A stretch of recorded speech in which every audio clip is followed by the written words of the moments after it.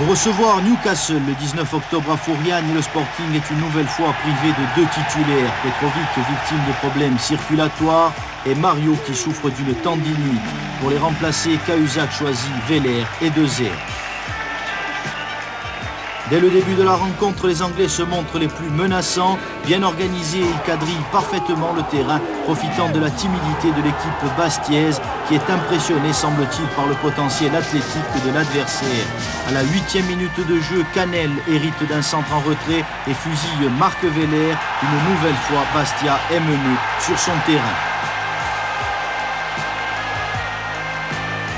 Les Bastiais tentent de réagir par Franceschetti qui donne à Rep, mais le tir de Félix passe au-dessus.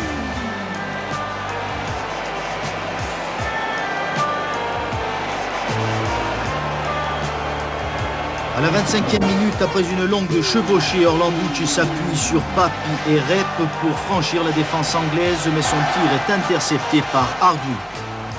Les Bastiais qui ont désormais le match en main égalisent quelques minutes plus tard, mais M. Lindmayer refuse le but pour une faute de Case.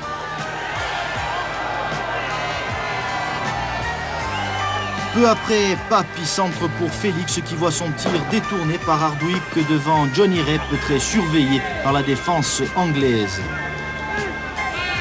À la mi-temps, Bastia est mené 1-0, mais dès la reprise, les Corses égalisent. Félix glisse le ballon sous le ventre de Hardwick et Papi, qui a suivi, remet les pendules à l'heure dans un stade en délire.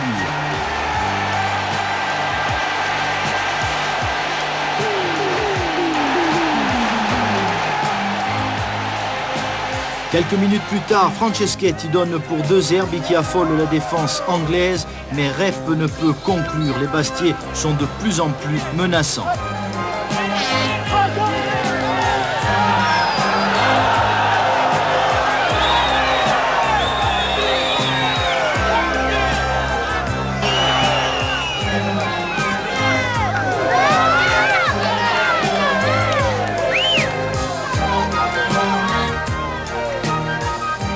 À la 89e minute, lancé par Guédon, Papi pénètre dans la surface, s'infiltre entre deux défenseurs et trompe Hardwick pour la deuxième fois. Après Lisbonne, Newcastle s'incline à Fouriane.